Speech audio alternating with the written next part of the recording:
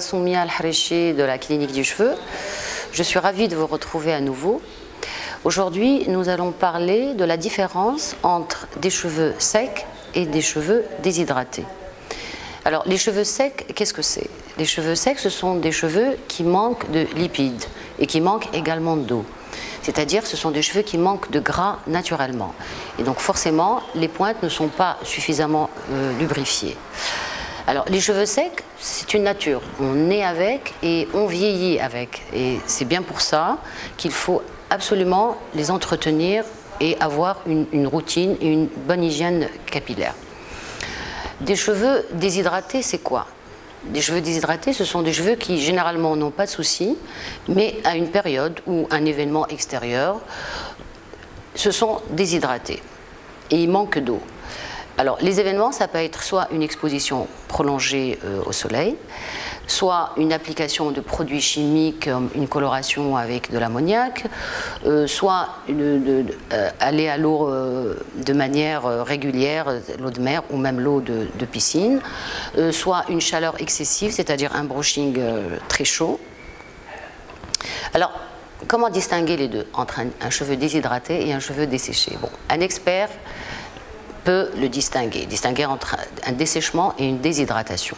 Mais franchement, au toucher, c'est pareil. Les pointes sont desséchées, elles sont fourchues, elles sont cassantes, on a un cheveu qui n'est pas brillant, on a un cheveu qui n'est pas souple.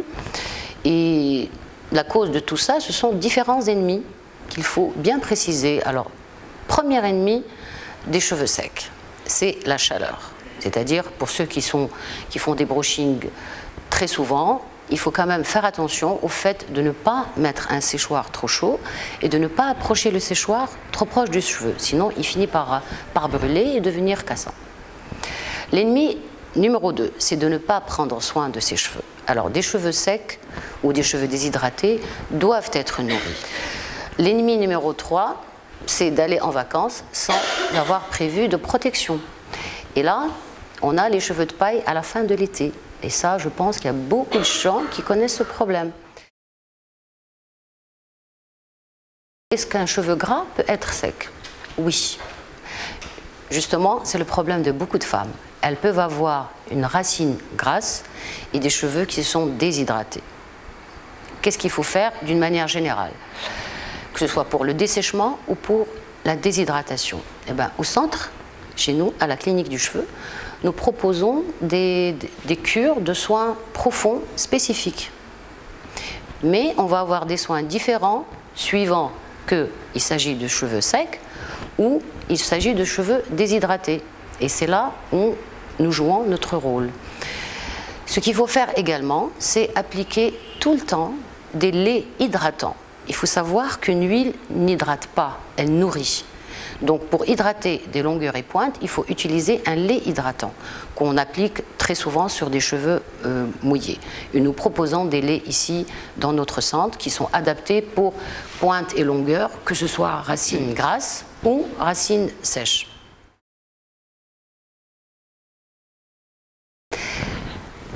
Je voudrais évoquer le cas des sportifs. Je sais que ça pose toujours problème aux sportifs. Bien sûr qu'on sait que le sport fait énormément de bien au corps, à l'esprit et même aux cheveux, mais n'empêche qu'il abîme le cheveu si on ne l'entretient pas.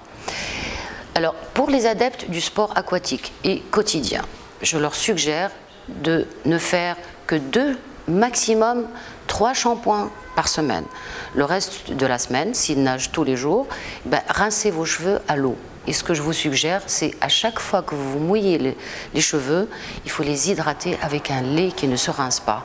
Parce que trop d'eau finit par dessécher le cheveu et finit par déséquilibrer le pH du cuir chevelu. Donc, faites attention à ça. Pour les adeptes du sport 2 à 3 fois par semaine, je vous suggère de faire coïncider vos shampoings avec votre jour d'entraînement. Et donc là, vous n'aurez pas besoin de rincer tout le temps vos cheveux. Et encore une fois, j'insiste, vous hydratez les pointes et longueurs après chaque rinçage de cheveux et après chaque lavage. Bon, en conclusion, ce que je souhaiterais dire, c'est que dans tous les cas de figure, un cheveu a besoin d'être nourri et hydraté. Donc, il faut où il faudrait avoir une routine, c'est-à-dire prendre soin de son cheveu, que ce soit avant le lavage en appliquant des huiles qui conviennent à votre cuir chevelu et après le lavage, appliquer des masques qui conviennent également à votre nature de cheveux.